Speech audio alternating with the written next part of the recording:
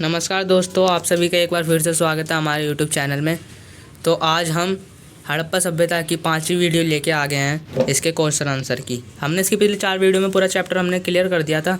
फिर मैंने चौथी वीडियो में बोला था कि मैं इसकी लास्ट वीडियो लाऊंगा जो होगी क्वेश्चन आंसर की। तो मैं इसमें दो टाइप क्वेश्चन बताऊँगा। पहला शॉर्ट आंसर टाइप क्वेश्चन बताऊँगा और दूसरा लॉन्ग आंसर टाइप क्वेश्चन बताऊँगा। ठीक है, तो टर्म वाइज समझेंगे। इसमें बहुत इंपॉर्टेंट क्वेश्चन है जो पेपरों में भी आए हैं, प्रीवियस पेपर में भी आए हैं। ठीक है, तो ये सारे क्वेश्चन आप एक बार समझ लीजिए तो आपके ये काम में आएंगे। ठीक है, तो पहला क्वेश्चन हम देखते हैं। जैसे पहला क्वेश्चन ये रहा।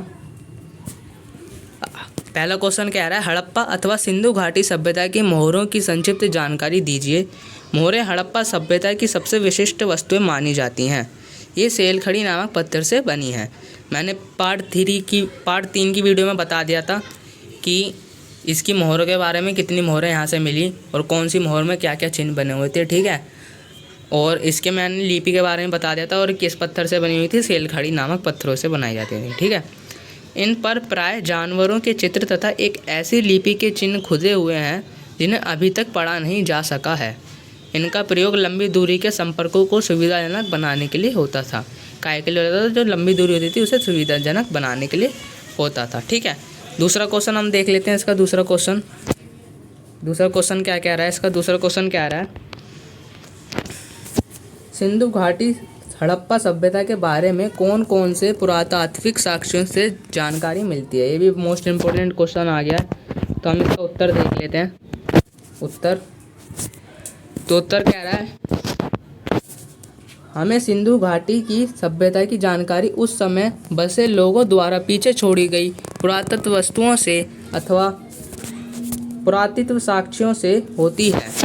इनमें उनके आवास, मृतभांड, औजार, आभूषण, बाट, मोहरें आदि शामिल हैं। ठीक है, क्वेश्चन हम तीसरा देखते हैं। इसका तीसरा क्वेश्चन, किन दो बातों से यह संकेत मिलता है कि आरंभिक हड़प्पा तथा हड़प्पा सभ्यता के बीच क्रमभंग था। ठीक है, क्रमभंग था इसके बारे में। तो इसके 2 संकेत हैं। पहला संकेत क्या है? पहला संकेत है कुछ स्थलों के इलाकों में बड़े पैमाने पर जलाए जाने के संकेत। ठीक है, दूसरा संकेत है कुछ अन्य स्थलों का त्याग किया जाना। ठीक है, चौथा क्वेश्चन इसका देख लेते हैं हम जल्दी इसलिए समझ रहे हैं क्योंकि इसमें बहुत सारे क्वेश्चन हैं, लॉन्ग टाइप भी शॉर्ट टाइप भी, तो वीडियो ज़्यादा बड़ी बन जाएगी, इसलिए मैं जल्दी समझा रहा हूँ। ठीक है, तो चौथा क्वेश्चन है इसका, हड़प्पा पूर्व की बस्तियों की क्या विशेषताएं थी। ठीक है, इसका उत्तर है पहला, हड़प्पा पूर्व की बस्तियाँ प्राय छोटी होती थीं और इनमें बड़ी संरचनाएं नाम मात्र ही थीं। दूसरा, इनकी अपनी विशिष्ट मृदभांड शैली थी। इनमें कृषि तथा पशुपालन भी प्रचलित था। लोग शिल्पकारी भी करते थे। ठीक है, पांचवा क्वेश्चन देखते हैं। पांचवा क्वेश्चन क्या कह रहा है? पांचवा क्वेश्चन, हड़प्पा सभ्यता के शहरों में लोगों को उपलब्ध भोजन की सूची बनाइए। इन वस्तुओं को उपलब्ध कराने वाले समूह की पहचान कीजिए। ठीक है, तो इधर 2 चीज़ें दे रखी हैं। पहला दे रखा है भोजन, दूसरा दे रखा है उपलब्ध कराने वाले समूह। ठीक है, तो पहले हम भोजन का समझते हैं। भोजन में पहला है पेड़ पौधों से प्राप्त उत्पाद, दूसरा मांस तथा मछली, तीसरा गेहूँ, जौ, दाल, सफ़ेद चना, बाजरा, चावल, तिल जैसे खाद्य पदार्थ। और उपलब्ध कराने वाले समूह को पेड़ पौधों से प्राप्त उत्पाद को संग्रह, मांस तथा मछली को आखेटक शिकारी समुदाय जो होते थे, और गेहूँ, जो दाल, सफ़ेद चना, बाजरा, चावल, तिल जैसे खाद्य पदार्थों को कौन कराता था? कृषक समूह कराता था। ठीक है, छठा क्वेश्चन देखते हैं। इसका छठा क्वेश्चन कह रहा है, हड़प्पा सभ्यता के पालतू जानवर कौन कौन थे? उस समय के जंगली जानवरों के भी नाम बताओ। ये भी आ सकता है, ये भी इम्पोर्टेंट है। ये वाला क्वेश्चन इम्पोर्टेंट है। ठीक है, तो इसका देखते हैं हम। तो पालतू जानवर कौन कौन थे? मवेशी, भैंस, भेड़, बकरी तथा सूअर थे। ठीक है, जंगली जानवर, जंगली सूअर, वरा, हिरण तथा घड़ियाल थे। ठीक है, अब हम इसका 7वां क्वेश्चन देखते हैं। 7वां क्वेश्चन,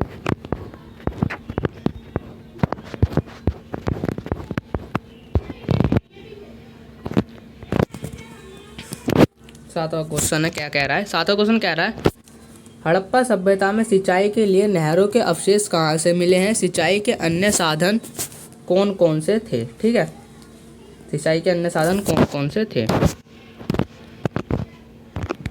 तो आंसर है इसका, हड़प्पा सभ्यता में सिंचाई के लिए नहरों के अवशेष अफगानिस्तान में शोरतुघई नामक पुरा स्थल से मिले। सिंचाई के अन्य साधन कौन कौन से थे। पहला, कुओं से प्राप्त जल। दूसरा, जलाशयों में एकत्रित जल। इससे ये सिंचाई करते थे। ठीक है,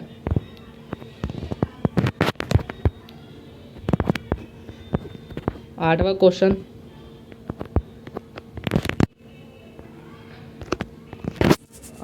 कह रहा है आहार संबंधी आदतों को जानने के लिए पुरातत्वविद किन साक्ष्यों का इस्तेमाल करते थे। तो आहार संबंधी आदतों को जानने के लिए पुरातत्वविद पुरास्थलों के प्राप्त निम्नलिखित वस्तुओं का इस्तेमाल करते थे। पहला क्या है, पहला विभिन्न अनाजों के दाने, विभिन्न पशु पक्षियों की हड्डियां और वनस्पति उत्पादों के अवशेष। ठीक है, 9वां क्वेश्चन, हड़प्पा बस्तियों में विभाजित 2 भागों के नाम व उनकी एक एक मुख्य विशेषता का उल्लेख कीजिए।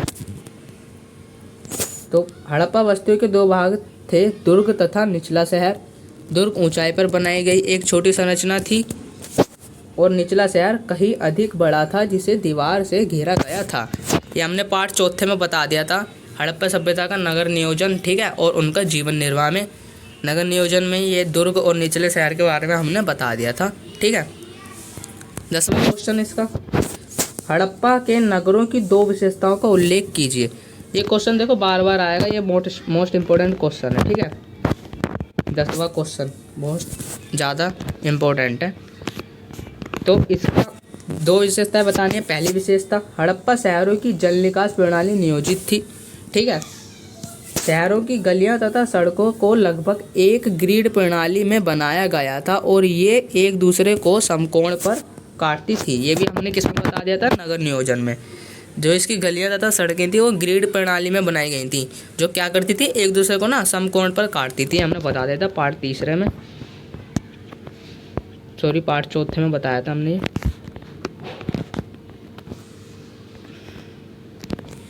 क्वेश्चन 11, हड़प्पा सिंधु सभ्यता का सबसे पहले खोजा गया स्थल कौन सा था, इसकी दुर्दशा का क्या कारण था। तो इसका आंसर है, हड़प्पा सभ्यता का सबसे पहला खोजा गया स्थल हड़प्पा ही था। ठीक है, इसकी दुर्दशा का कारण था ईंटों की चोरी। ईंट चोरी ने इसे बुरी मात्रा में नष्ट कर दिया था। क्या कर दिया था, बुरी मात्रा में नष्ट कर दिया था। इस चोरी के कारण इन स्थल की कई प्राचीन संरचनाएं नष्ट कर दी गई थीं। 12वां क्वेश्चन है, सिंधु घाटी सभ्यता ने के किन्हीं 4 शहरों यानी नगरों के नाम बताइए। इस सभ्यता के 2 सबसे महत्वपूर्ण स्थल कौन से थे।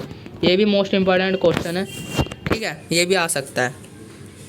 तो 4 प्रमुख शहर कौन कौन से थे इनके, एक तो मैंने बता दिया था हड़प्पा, मोहनजोदड़ो, लोथल और धोलावीरा। ये हमने पार्ट 1 में ही बता दिया था। ठीक है, इनके बारे में। और जो सबसे महत्वपूर्ण शहर हो, तो महत्वपूर्ण शहर कौन कौन से हो जाएंगे, हड़प्पा तथा मोहनजोदड़ो। ठीक है,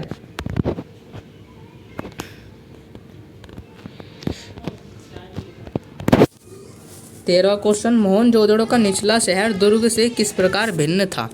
ठीक है, निचला शहर दुर्ग से किस प्रकार भिन्न था मैंने वो बता दिया था। ठीक है, पार्ट 4 में बताया था मैंने इसके बारे में, तब भी हम समझते हैं। तो इसका आंसर देख लेते हैं। पहला है, दुर्ग नगर के पश्चिमी भाग में बना था जबकि निचला शहर पूर्वी भाग में था। ठीक है, दुर्ग कहाँ पर था, नगरों के पश्चिमी भाग में था, और जबकि निचला शहर कहाँ था, पूर्वी भाग में। ध्यान रखना। ठीक है, और दूसरा है, निचला शहर दुर्ग से कहीं अधिक विस्तृत था। और तीसरा, दुर्ग का चबूतरा कच्ची ईंटों से बना था। इसके विपरीत निचले शहर में जो मकान चबूतरे पर बनाए गए थे उन चबूतरों में मिट्टी का प्रयोग किया गया था। ठीक है, चौथा क्वेश्चन देख लेते हैं इसका। चौथा क्वेश्चन कह रहा है, हड़प्पा बस्तियों में प्रयोग में लाई गई ईंटों की कोई 2 विशेषताएं बताओ। तो कोई 2 विशेषताएं। पहला, हड़प्पा बस्तियों में प्रयोग में लाई गई ईंटें यानी भट्टी में अथवा धूप में सुखाकर पकाई गई थी। जो हड़प्पा बस्ती में लाई गई थी ईंटें, वो काय में की गई थी, भट्टी में अथवा धूप में सुखाकर पकाई गई थी। और दूसरा, इन ईंटों की लंबाई इनकी ऊंचाई की 4 गुनी तथा चौड़ाई ऊंचाई की 2 गुनी थी। क्या थी?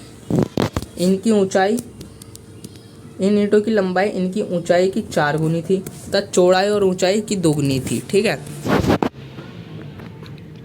15वां क्वेश्चन है, गृह स्थापत्य से एक उदाहरण दीजिए जिससे यह पता चले कि मोहनजोदड़ो के लोग अपनी एकांतता को बहुत महत्व देते थे। गृह स्थापत्य, ठीक है, गृह स्थापत्य से का एक उदाहरण देना है जिसमें पता चलता है कि मोहनजोदड़ो के लोग अपने एकांतता को बहुत महत्व देते थे, कि एकांत में ही रहते थे। ठीक है, देखते हैं इसका पहला आंसर।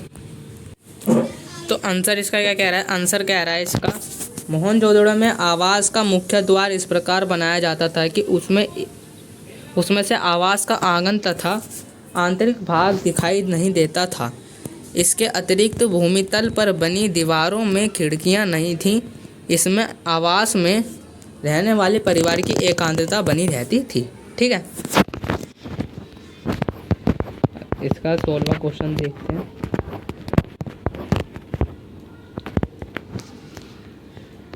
16वां क्वेश्चन कह रहा है, मोहनजोदड़ो के कौन कौन से वास्तुकला संबंधी लक्षण नियोजन की ओर संकेत करते हैं? पहला, नगर का 2 भागों में विभाजन। दूसरा, सड़कों तथा गलियों का ग्रिड पद्धति में निर्माण। तीसरा, समुचित जल निकासी व्यवस्था। चौथा, समान आकार की ईंटों का प्रयोग। 5वां, आवासों की निश्चित योजना के अनुसार। 17वां क्वेश्चन, मोहनजोदड़ो के दुर्ग पर मिली 2 महत्वपूर्ण संरचनाओं के नाम बताओ। इनका प्रयोग किस उद्देश्य के लिए किया जाता था? ये मैंने पार्ट चौथे में बता दिया था। उधर क्या मिला था? माल गोदाम थे और ध्यानागार थे, और विशाल स्नानागार, वही ध्यानागार को कहते हैं। ठीक है, वो था पार्ट चौथे में, नगर नियोजन में बताया था मैंने। ठीक है, तो देखते हैं इसका आंसर। मोहनजोदड़ो के दुर्ग पर मिली 2 महत्वपूर्ण संरचनाएं माल गोदाम तथा विशाल स्नानागार थे। इनका प्रयोग संभवतः विशेष सार्वजनिक परियोजनाओं के तहत या परियोजनाओं के लिए किया जाता था। 18वां क्वेश्चन क्या है? क्या मोहनजोदड़ो के दुर्ग पर माल गोदाम तथा स्नानागार के अतिरिक्त अन्य संरचनाएं भी हैं? हाँ, मोहनजोदड़ो के दुर्ग पर अन्य संरचनाएं भी हैं। इनमें स्तंभों वाला हॉल तथा संरक्षित दीवार के नाम के लिए किए जा सकते हैं। 19वां क्वेश्चन, हड़प्पा स्थलों से मिले सावधान मिस्र के पिरामिडों से किस प्रकार भिन्न थे? मोस्ट इंपोर्टेंट क्वेश्चन आ गया। ठीक है, पूछा जा सकता है ये पेपर में। इसका आंसर है, मिस्र के कई पिरामिड राज के शवाधान थे। इनमें विशाल धन संपत्ति दफनाई गई थी। इसके विपरीत हड़प्पा के शवाधान का संबंध साधारण लोगों से है। इन्हें गर्तों में दफनाया गया है। इनका साथ बहुत अधिक मूल्यवान वस्तुएं नहीं दफनाई गई हैं। इनके साथ अधिक मूल्यवान वस्तु नहीं दफनाई गई थी। इनका लेना देना किससे था? साधारण लोगों से। 20वां क्वेश्चन देख लेते हैं। 20वां क्वेश्चन कह रहा है, फियोन्स क्या होता है? इससे बने छोटे पात्रों की कीमत क्यों नहीं माना जाता? इससे बने छोटे पात्रों को कीमती क्यों नहीं माना जाता? ये मोस्ट इंपोर्टेंट क्वेश्चन आ गया। फियोन्स क्या है? बार बार पूछा जाता है पेपरों में, फियोन्स क्या है? ठीक है, तो फियोन्स बालू, घिसी हुई रेत तथा रंग और किसी चिपचिपे पदार्थ के मिश्रण को पकाकर बनाया गया पदार्थ है। इससे बने छोटे पात्रों को इसलिए कीमती नहीं माना जाता था क्योंकि इन्हें बनाना कठिन था। ठीक है, ये भी मोस्ट इंपोर्टेंट क्वेश्चन आ गया। कार्निलियन का लाल रंग हड़प्पा वासियों ने कैसे प्राप्त किया? कार्निलियन, ठीक है,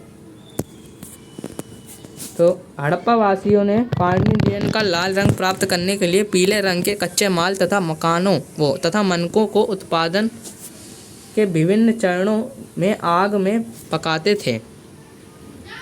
कार्निलियन का रंग प्राप्त करने के लिए क्या करते थे? ये जो मनके थे, मनकों के उत्पादन को विभिन्न चरणों में आग में पकाते थे। ठीक है,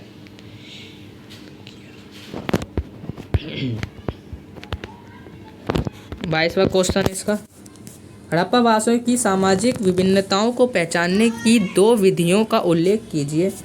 तो पहला है सावधान गर्तों की बनावट तथा उनमें मिली वस्तुओं का अध्ययन। दूसरा, पुरावस्तुओं को मोटे तौर पर उपयोगी तथा विलास की वस्तुओं में वर्गीकृत किया जाता है। 23वां क्वेश्चन, हड़प्पा निवासियों के कब्रों से मिली किन्हीं 5 वस्तुओं का उल्लेख कीजिए। ये भी आ सकता है पेपरों में। पहला मृत भांड, दूसरा खोपड़ी तथा अस्थियाँ, तीसरा शंखों के छल्ले, चौथा जैस्पर के मनके, 5वां आभूषण आदि। ठीक है।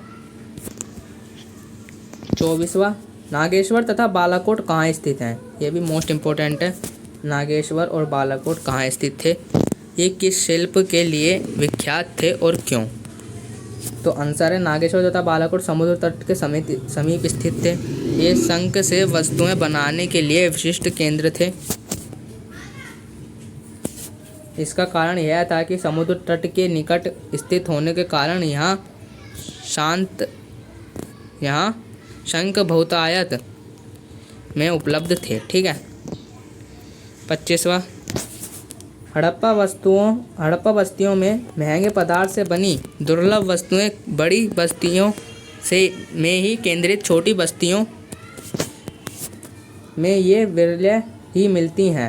इन संबंध में कोई 2 उदाहरण दीजिए।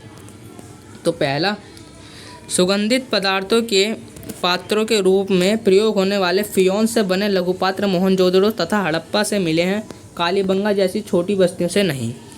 दूसरा, इसी प्रकार कीमती तथा दुर्लभ धातु सोने से बने आभूषण भी हड़प्पा स्थलों से प्राप्त हुए हैं।